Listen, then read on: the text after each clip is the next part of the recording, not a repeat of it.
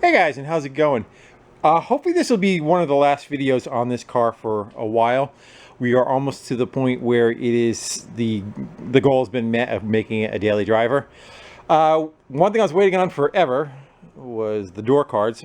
I ordered them about a month ago. Finally, they came in yesterday, so we can go finish that up. I did a bunch of things since the last video.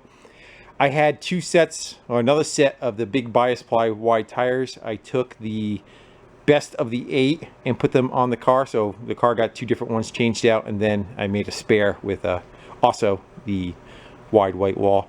Window seal was put in, a glass was put back in it in the back, and all the seals put in. The seal on the door was missing, that's been put in. The radio now works and is hooked up.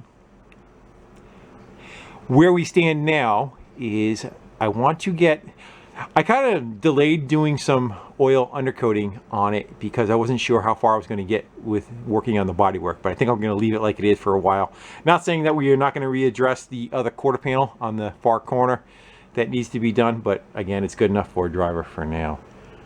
So I figure we'll go make this video about finishing up the door cards, trying to make it so it doesn't rust so bad, and I don't know, maybe one last cruise. Got to change the oil in it. I've done about 100 miles on it, been cruising it around, and it is doing just fine. It runs awesome. The heat does work. I don't have it set up for the defrost to work, but the heat coming in behind the back seat works fine. I took it out on a 20-degree day and rode around for about an hour and a half, 2 hours, and it seemed really nice. I think I have all the clips. No, I'm still waiting on the clips for the chrome to get them put back on there.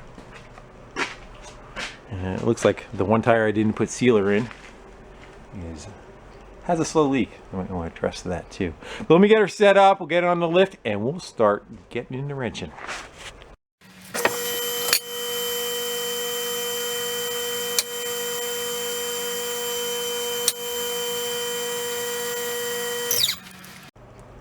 Alright, so this is barn chain oil, straight up. I don't really have a preference. I like summer blend more than winter blend. Summer blend is a little on the thicker side if you can find it. Winter blend, they thin it out a little bit more for the air temperature, so when you're running a chainsaw, it could still flow through the saw. So what I like about barn chain oil is it's very tacky. It's very like runny. You know, if you try doing this with motor oil, it's not gonna string across like that. It's just gonna, you know, pull off. So whatever you put it on, it has a tendency to stay there. It has a very good tackiness to it. For the fact that the door panels are off, and this is what we're doing first, with the door panels off, I want to get inside the doors and, you know, back by the back seat and get some material in there. I don't want to thin it. This really doesn't have any kind of smell to it. I don't notice any kind of smell, never really have. Sometimes when you thin it, whatever you're thinning it with can cause an issue with odor. And I generally, this is kind of like the first that you're doing on the inside of a car. Most of the time it's just underneath. I'm not that concerned with underneath, but on the inside we're going to go use it straight up. I usually use a Schultz gun. I'll take that out later, but for now we're just going to go with a brush, and we're going to try brushing in again on the doors before the door panels go on. This car's been in the garage, I want to say 6 weeks now, so it's pretty much dried out, and you want to make sure that you have the oil in contact with the rusty metal without having it damp, because then you're going to be trapping moisture in there. Whereas if you get, you know, a rusty piece of dry metal and you put the oil on it, now it makes a barrier for if water gets on top of it at a later date. And you know, again, that's the whole idea of doing this, is to shield it from future rust. And over time it actually kind of creeps into all the little pores. I like to liken it to butter on toast, and when it melts into all the nooks and crannies and then it kind of hardens up later. That's kind of the same idea that we're going for. So let's go over back to the car and start slopping some of this stuff on. So what happens is, when it rains, water kind of hits the glass, and the idea of this belt line is really to try to, you know, wick the water away, but it doesn't happen. The water gets down behind it, and you actually see how much that's pushing. It's not really even touching the glass on this one right here. So water just runs right down, and it runs right down inside the door, and it will pool up in the bottom and start causing the bottom of the doors to rust out. That's why bottoms of doors rust out. And again, the lowest part And I can be able to see very well, but down in that dark area is probably the worst of it. That, and you know, wherever there's clips or door handles, water kind of comes through too. So it has usually weep holes for it to exit out the bottom of it, but over time they get clogged. Now this has all been vacuumed out, but they get clogged over time and have a backlog of pine needles or whatever that kind of sits in here and starts blowing out the bottom of the door. You can see that this one's got rust kind of forming in the gaps and all. So we're gonna get the oil in there and make a shield in between there, and all this stuff again has been dried out. You don't want that area in there to be wet and then put the oil on top of it. So hopefully the light works out for us. This is the forward part of the door, and you can see the color difference back in here. That's kind of like indicative of what water would look like. That is not water. When I was doing the bottom hinge over here, that was just oil that was sprayed trying to free up this hardware. But again, that would be like the idea of what water would look like, and you would not want to put it over the top of that. But we are, because that's not water. Back in the 60s, what was really popular was to take motor oil, and they would go into the rocker panels in the back and the trunk.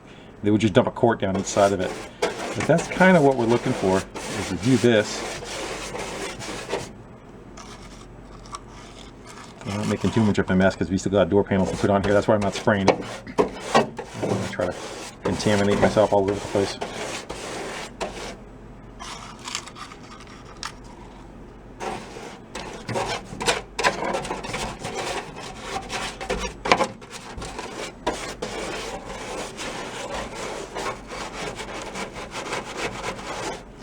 Get the idea?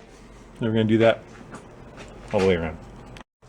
And here we are over in the passenger side. The light's a little better, but you can see the aftermath. I actually ended up pouring it right in the door and then brushing it. It was a little faster, plus you got it in there a little thicker.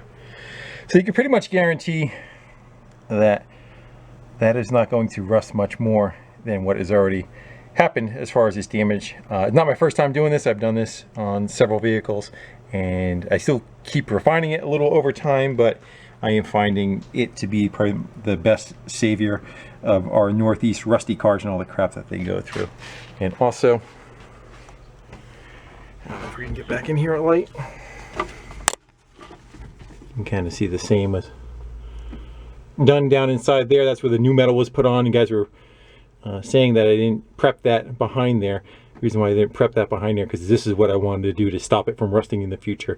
And again, I find it much better than trying to paint or weld through primer or whatever you want to try and do.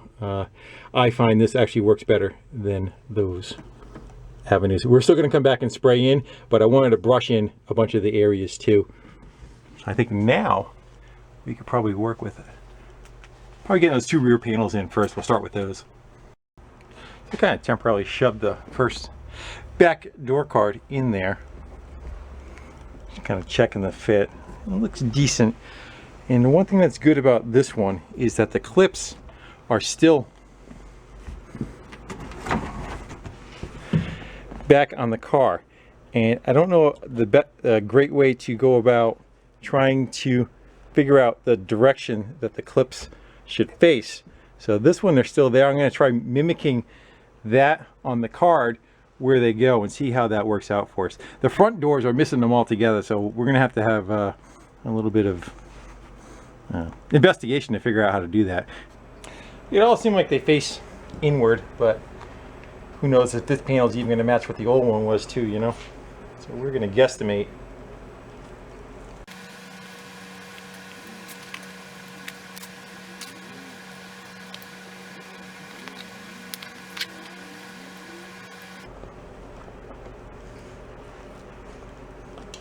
How close do you think we are?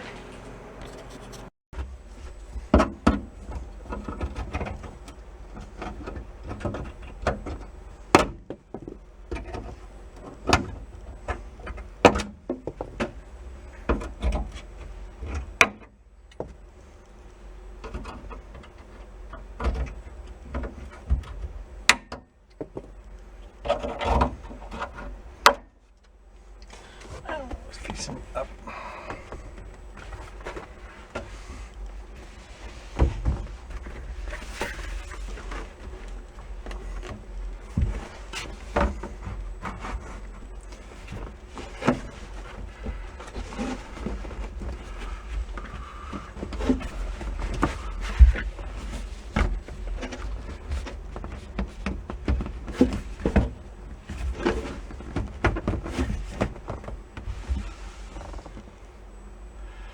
Those are not even close. Yeah, that's what I was afraid of. You look at they aren't even going to be within the same realm. That panel still needs to drop down and a good, get that carpet out of there and get under.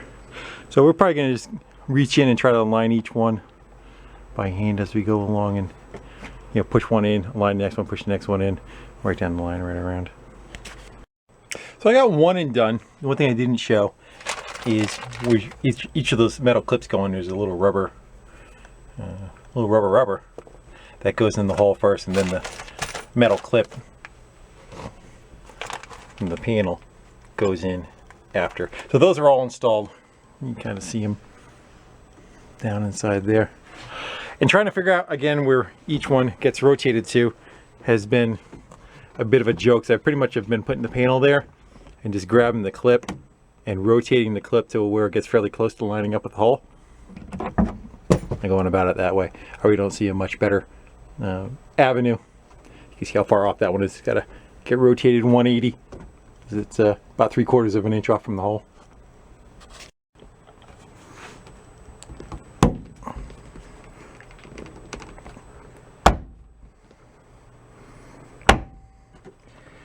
Something strangely satisfying about doing that.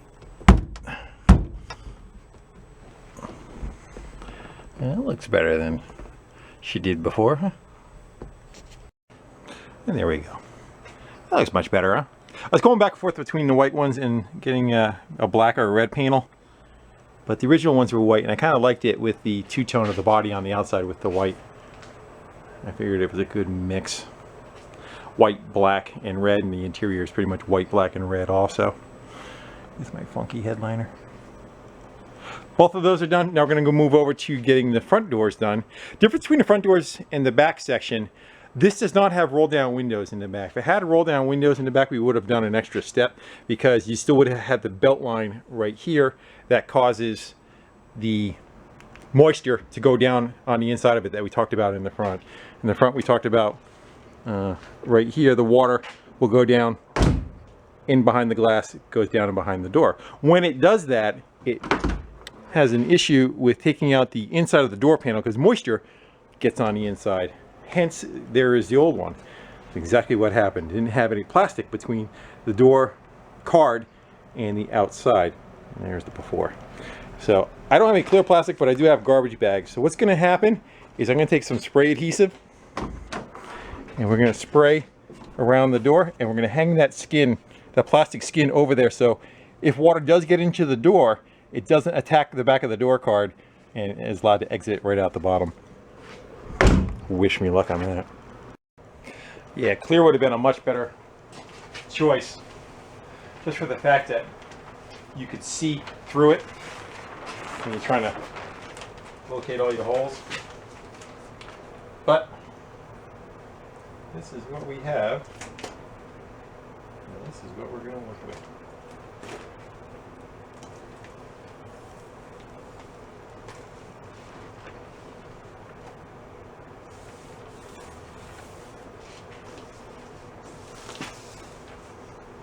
I used just a 3M spray adhesive.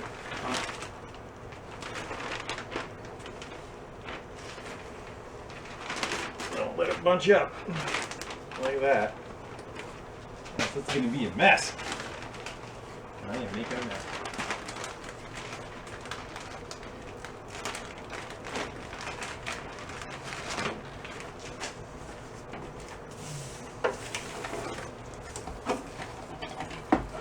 Guesstimate.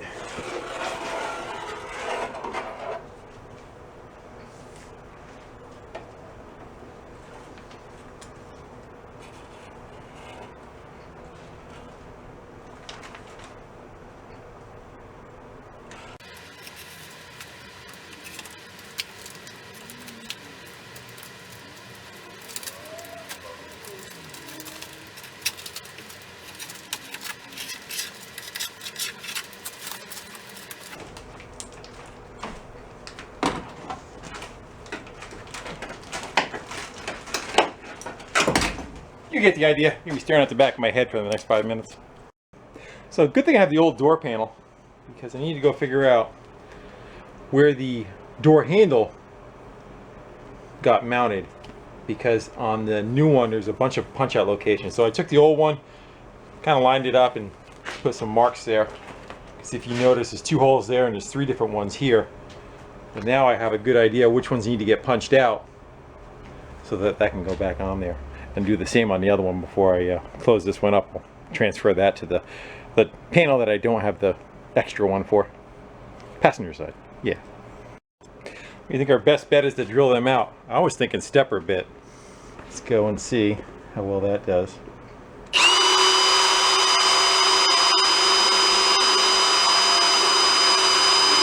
Did it go through? Just kind of push. Let's go with that. We're going to go for the center of this one. Actually, let's go line that up. Line that up. Give us a little cheater starter. Actually, we pick them right out of there.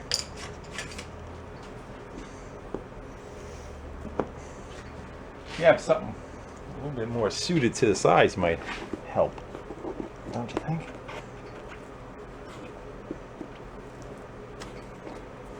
Pop that one out.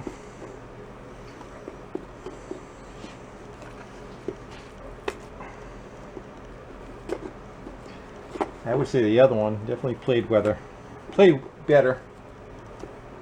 this one is. I think that one was kind of like a fake hole.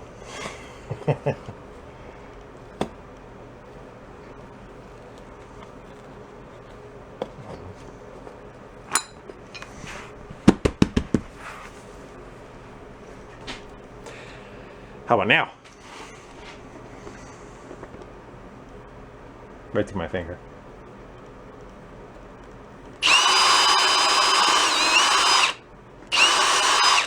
Good. Good. See if we can poke that armrest through there. Probably should flip it up and look at what I'm doing. That's good. And then there's a metal on the door itself. There's a metal bar that sticks out. I'll show you. And when you put the panel on, you kind of slip it up and over, and it holds the handle, the supporting of the handle, so that the door skin isn't doing it. I'll bolt that up.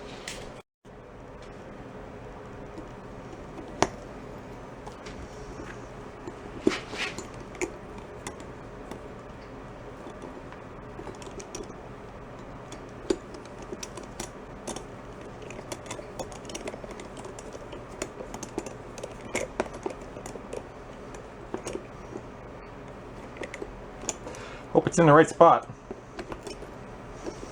Or else that's gonna suck.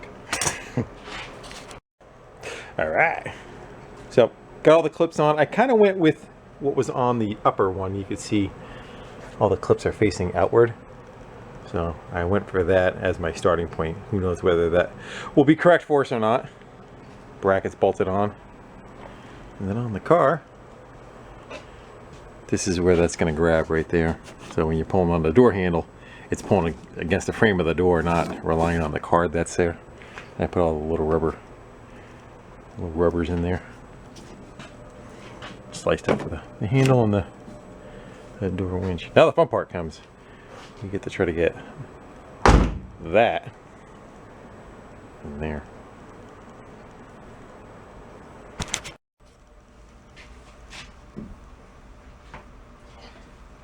It's nothing but a sheer guess that you can see, so I have no idea what you're looking at.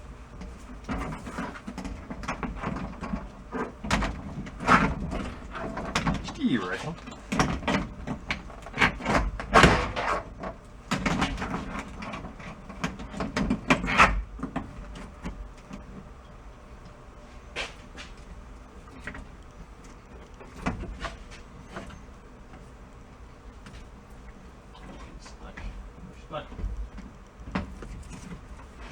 Need to rotate.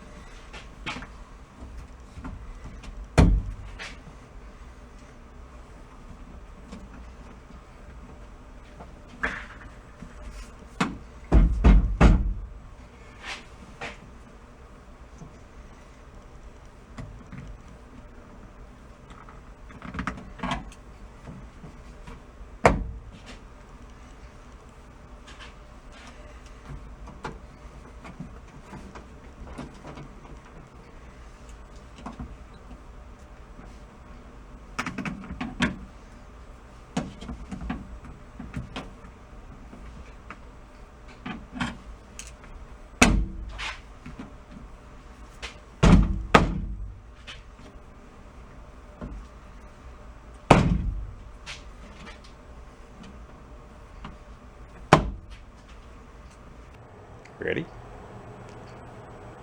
Oh yeah, that looks good. The post inside the door handle is a little pulled out of it, so it's got a bit of a gap around there. So I'll keep an eye out for one of those. I set the handle up so that when the window's all the way in the up position, as the car bounces and shakes, this going down is rolling the window up more so that the weight of the lever is kind of on the correct side, whereas if it was on the other side, if you go in some bumps, the handle would want to work down, maybe crack the window open. That's a guess on my point. Plus it keeps it out of leg room when you're sitting in the car. I like it. I just got to do it all over again.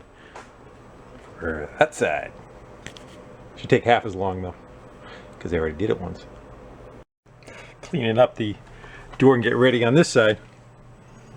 I think I might have put a little bit too much oil in there. That's alright. I'll let it, as it dries around, it'll slosh around the bottom of the door, and I'll come back later on and I'll probably drill 2 holes in the far ends just to, if water does get in there, it can leak out. Want to see? Very nice.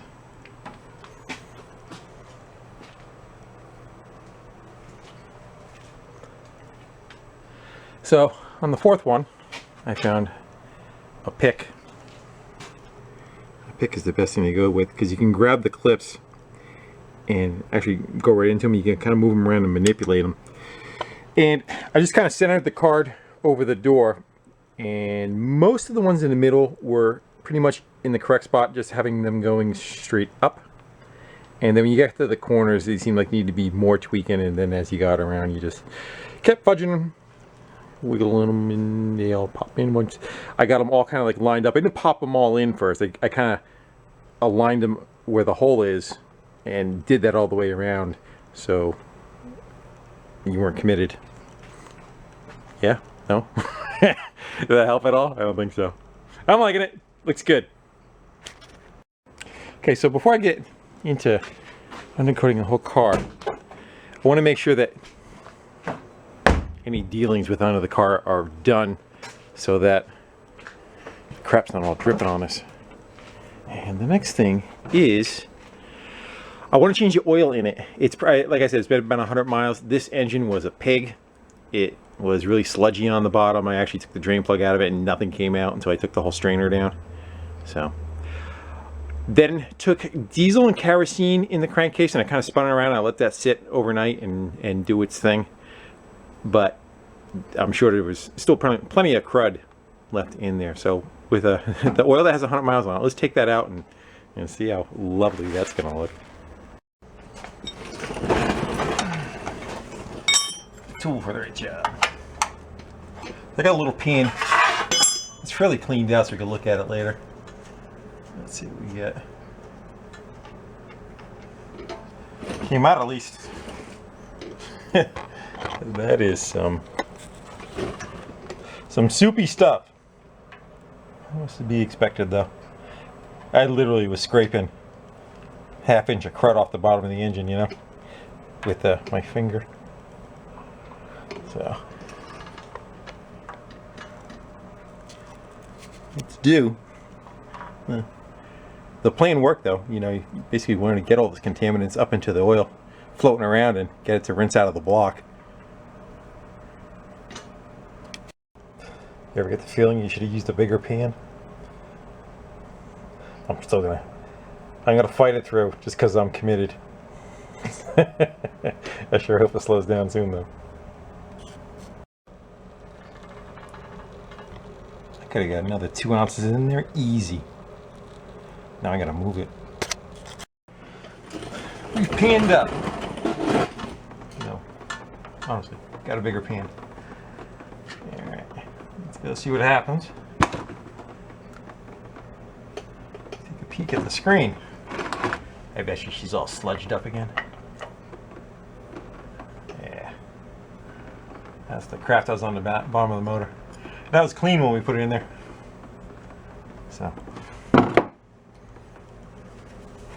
It's definitely a well-loved engine.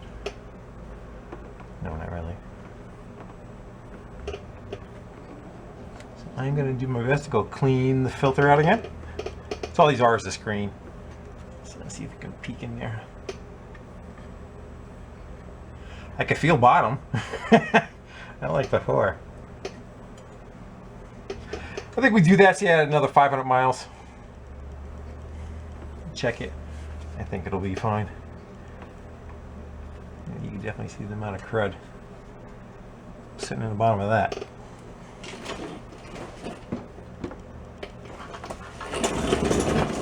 But it was free. Just filled it up with 30 weight. We're gonna take a second. We'll peek at the, hold on, fuel filter. See if that's getting any crap in it. It's got some, hold on, you can go for a ride. It's like water and dirt sitting on the bottom with that fuel. That is fuel with a little bit of dirt. A lot of times you won't see the filter fill up. It'll just fill up till the fuel touches the filter part of it, and it'll wick it up from the inside. So the inside will be full of fuel, but out here not. Nothing to be alarmed about. If you don't see anything going through it when it's running though, then it's an issue. I'll probably change that out when I do the like 500 miles. We'll change the oil again. Just want to keep it monitoring. Again, it's, what does it had? 6 gallons of gas go through it. So I'd like to kind of run the tank down a little bit and let it see what comes out of that tank, because it wasn't like we took it out and cleaned it and did all that. But I'm happy so far. It's again the first filter, so. All right, one thing that's an issue in this car is the fact that when you're trying to drive it and it's wintertime, if you have boots on, your foot cannot fit between the brake and the hump to work the gas pedal. Not easily anyway. So I think we should try to repair that, because that can be for some entertaining driving going around. So let's see if we'll throw a fire blanket behind that, maybe a little bit of heat, a little bit of bendy. See how that works out for us. See how that.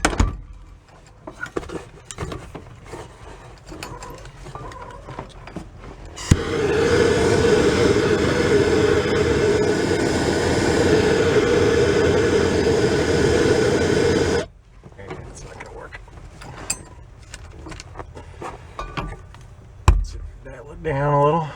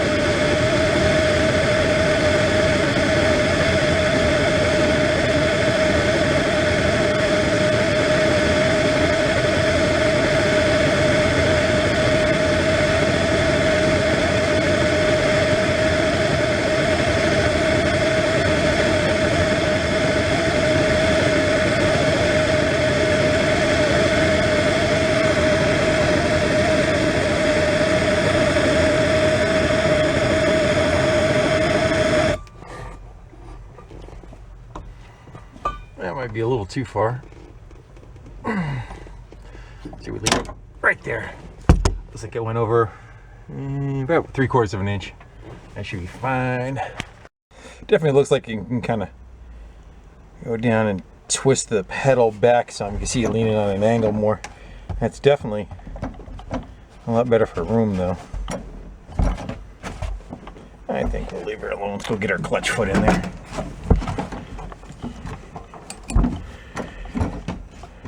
I could deal with that. The only thing is just that the pad sitting on an angle. But we'll leave her alone. Don't want to break it, you know. I think we're to the point of this project where we want to get undercoating done. I've pretty much done most of what I want to do, other than some chrome installations. See a piece missing off the front there and a couple on the other side, but I want to leave those open so I could shoot some oil. down inside, and then we'll pop them on. I put the two that were missing on the door already. I'm gonna take the tires off, get them out of the way, and we'll get up underneath and see what she looks like and lube her up. Well guys, I think we're gonna wrap this one up here. I got called away to go work on something, so the undercoating part's gonna have to wait just a little bit longer. Maybe we'll make our own video on doing that, and we'll let that stand alone. But for this one, it's the end. I want to thank you all for hanging out and doing some wrenching in the garage on some rusty junk, and I'll see you soon on the next one. Until then, later. Bye.